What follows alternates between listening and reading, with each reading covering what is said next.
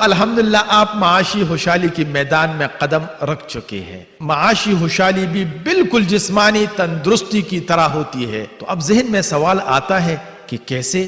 تو اس کا جواب یہ ہے کہ ایسے کہ جب آپ نے باڈی بنا لی ہے تو اس کو برقرار رکھنے کے لیے آپ نے روزانہ ورزش جاری رکھنا ہے اور اچھی غذاؤں کا باقاعدگی سے استعمال بھی کرنا ہے اور برے کھانوں سے پرہیز بھی کرنا ہے، تب جا کر آپ کی صحت اچھی ہوگی۔ اور اگر ان میں سے جس چیز پر آپ عمل نہیں کریں گے تو اس کا اتنا ہی نقصان آپ کو اٹھانا پڑے گا اور پھر مستقبل میں اپنی قسمت کو برا بلا مت کہیے گا۔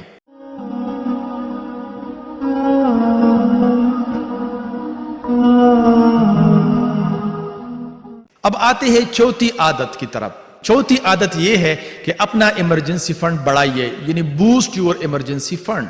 اگر آپ نے اپنے تمام قرض اتار دیے ہیں تب بھی آگے بڑھنے کا عمل جاری رکھنا ہے۔ وہ کیسے؟ وہ ایسے کہ آپ ٹینشن فری ہو گئے ہیں تو اب آپ وہ رقم جو ہر مہینے قرض میں دیتے تھے اگلے مہینے سے بچنا شروع ہو جائے گی۔ اس اضافی رقم کو آپ ایمرجنسی فنڈ میں جمع کر کے اس کو بڑھانا شروع کر دیں۔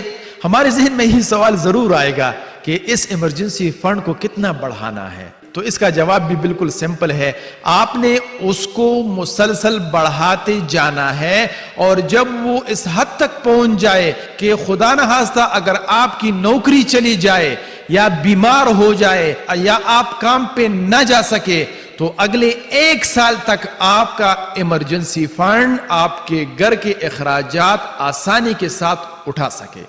اب دوسرا کام آپ کو یہ کرنا ہے کہ 1 سال کے بعد اخراجات کو برداشت کرنے والی رقم سے زیادہ جمع شدہ فنڈ کو آپ نے اچھی جگہ میں انویسٹ کرنا ہے۔ اب شروع ہو گیا آپ کی معاشی آزادی کو حاصل کرنے کا سفر۔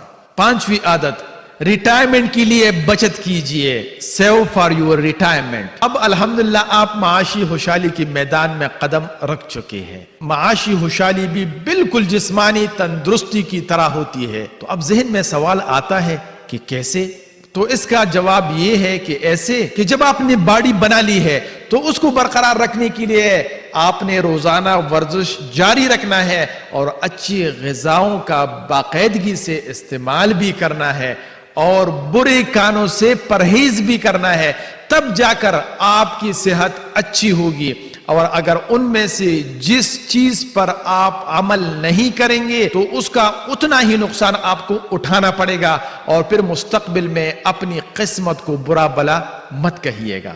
بالکل اسی طرح معاشی صحت بھی ہے، جتنا زیادہ آپ معاشی آزادی کی اصولوں پر عمل کریں گے اتنا ہی زیادہ معاشی آزادی حاصل کریں گے۔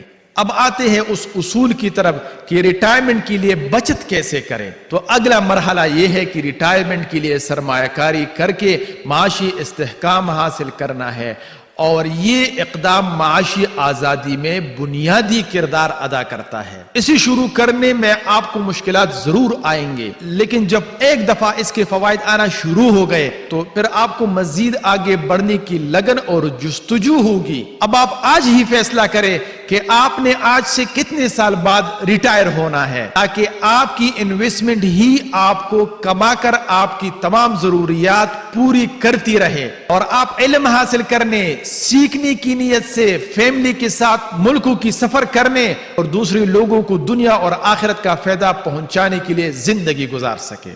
اگر آپ کو ہماری یہ کوشش کہ لوگوں کو آسان انداز میں کتابوں کا خلاصہ پیش کرنا ہے پسند آیا ہو تو میں آپ سے ایک درخواست کرتا ہوں کہ ان تمام دوستوں اور پیاروں سے اسے شیئر کیجئے جن کو اس کی ضرورت ہے۔ اور اگر آپ کے ذہن میں معاشی آزادی حاصل کرنے کے حوالے سے کوئی بھی سوال ہے تو ضرور کمنٹس میں پوچھئے گا یا واٹس ایپ کیجئے گا۔ اللہ تعالیٰ آپ کو معاشی آزادی سے نوازے، آمین۔ اور معاشی آزادی حاصل کرنے کے پوری کورس لینے کے لیے ہماری ویب سائٹ بی پروڈکٹیو پہ آپ وزٹ کر سکتے ہیں۔